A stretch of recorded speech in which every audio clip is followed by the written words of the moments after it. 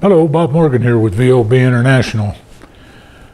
2, 3, maybe 4 days ago, I sent out probably 150, 160 emails to dealers around the state asking for a response. I'm trying to do a survey to find out a couple of things about challenges that dealerships face.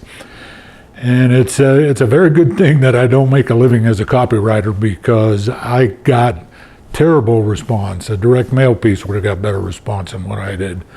I didn't get a good cross section to give me any kind of idea.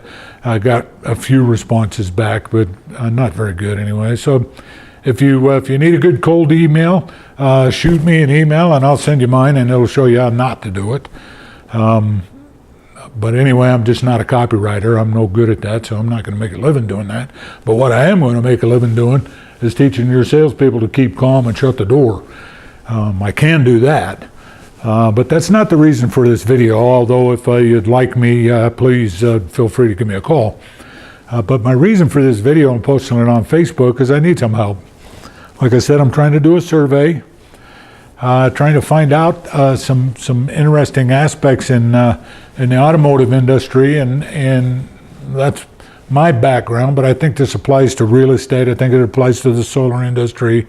I think it applies across the board, actually. But I go around, I ask dealers one-on-one, what's the biggest challenge or two challenges that you're going to face over the next year and a half or 2 years in our industry? And I get answers all over the board. Now, most of them are specific to them because it's what they're working on right at the moment: marketing, inventory, profit, cost analysis, advertising, personnel, training, bringing more customers in, whatever it is. And normally it'll be specific to whatever issue they're working on right now.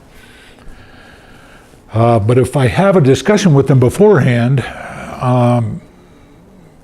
invariably they'll agree with me 9 times out of 10 that this probably is the biggest issue they face that costs them the most amount of money without the best return. And I've done some research on this, and there are some huge auto dealer groups around this country that their turnover runs 140, 150% a year. On an average, NADA says it's somewhere in the 80 to 90%, I believe. I know a lot of dealers that are 100, 120%.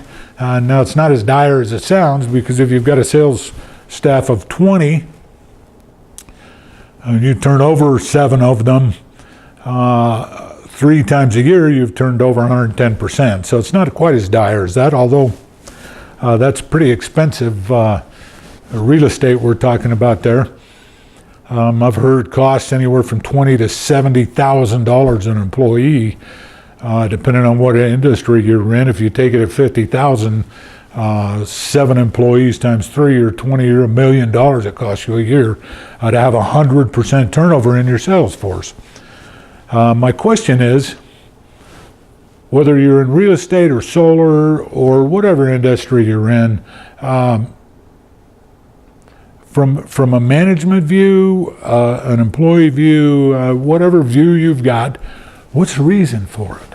Why is this happening in whatever industry it is? And it's prevalent, especially in sales. And it just drives me nuts. Over the years, it's one of the things that when I'm in a dealership, running a dealership or running a sales force, it's one of the things that I work on the most. It's much easier to retain a salesperson and train them than it is to find a new one and train them. You know what you've got. It's a known commodity. But my question is, what causes that? Why is this happening?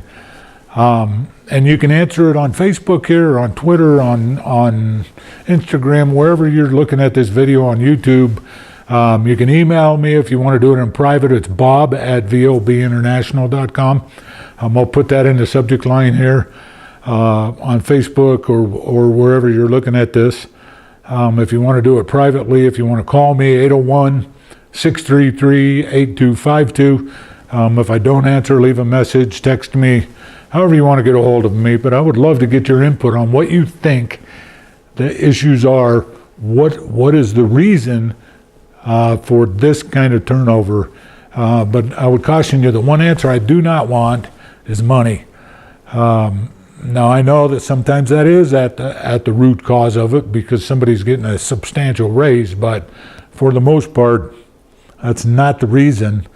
And you want to argue with me about that point, please do, and I'll be happy to listen to your reasoning.